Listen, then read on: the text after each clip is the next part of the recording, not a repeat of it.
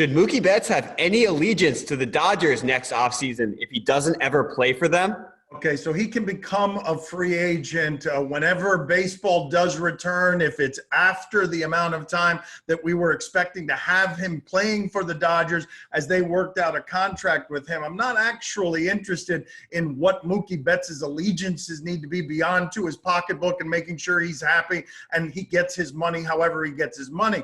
What I'm more interested in is this television contract the Dodgers have that makes the sport almost entirely unfair. It's $8 billion over 25 years, so they could be what the Yankees were during Steinbrenner. They have a bigger advantage than anyone to be able to re-sign him. The thing I find interesting about that is I don't know how the economics of the game are going to change when all of this money needs to start going back as refund because there are no baseball games to play. Can the Dodgers keep doing it the way they were doing it when that $8 billion is sort of emptying on them without playing games? That's the part I'm curious about. There are a lot of economic damages throughout sports and throughout business, and I don't know what baseball is going to look like and who's going to have money and who's not when Mookie Betts does become a free agent.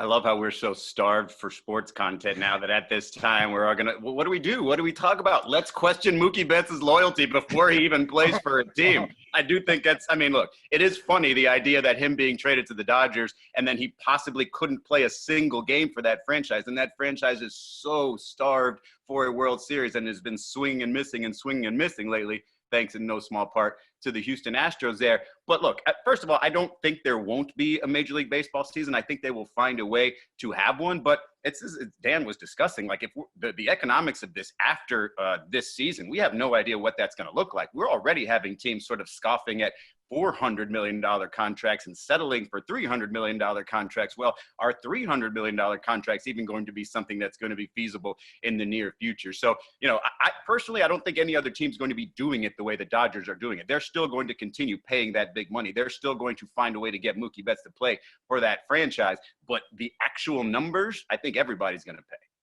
All right, well, I will respect the producer's questions and say, no, obviously, he does not owe any allegiance to the Dodgers in a sport where he just got traded without his approval out into to L.A. So I guess the question is, how do you solve this problem? I like your optimism there, Izzy, but there's a possibility that there is no season. So there is going to be someone who is hurting this. I certainly don't think it's Mookie Betts, who's been kind of preparing for most of his or all of his adult life and probably most of his life to get to free agency.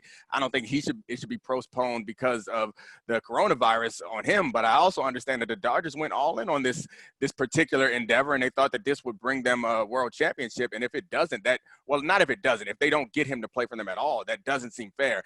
I don't know what the solution is. It's not like you can undo the trade and send everybody back to original franchises, or you can do anything like that. There is really no solution for this. This is one of those things where it is a zero-sum game, and the team that's going to be left holding the bag is the Dodgers. But as Dan mentioned, that bag is full of a lot of money, assuming that they are able to maintain their TV contracts going forward.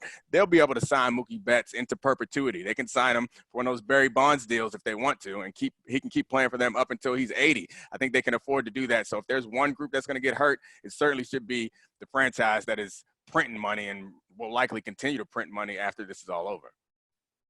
I think you have a different remembrance of the Barry Bonds contract than the rest of us. I was thinking Bobby Bonilla.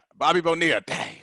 Yeah, because Barry Bonds was basically banished immediately as soon as his steroids and his home runs wasn't making money for him. They started stripping down statues and they started pretending like that baseball park didn't belong to them. Bobby Bonilla is going to be paid by the Mets for the next 20 years. Well, given that baseball is not Dominique's wheelhouse here, I'm actually a fan. Let's say they do get a season, right? This is the season to just try wacky stuff. And I'm not trying to make this a crossover episode, but I mean, ball pit in the outfield, right?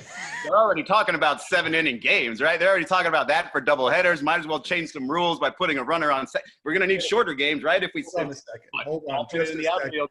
That was such an inside joke by Izzy on our radio show that he went over the speed bump way too fast of ball pit in the outfield. He just threw it out there as an aside. He is advocating for your outfield to have one of those ball pits that toddlers play in. It's great.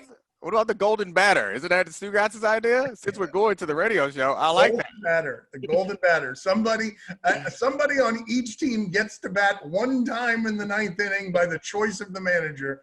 I mean, what is the matter with it makes sense. You don't show up to NBA games and not expecting LeBron to get the last shot. Like, I come to baseball games, I want to see the best player get their last at bat. Yeah, I don't go to baseball games, as you can tell by the fact that I said Barry Bonds when I meant Bobby Bonilla. But, you know, you get the point.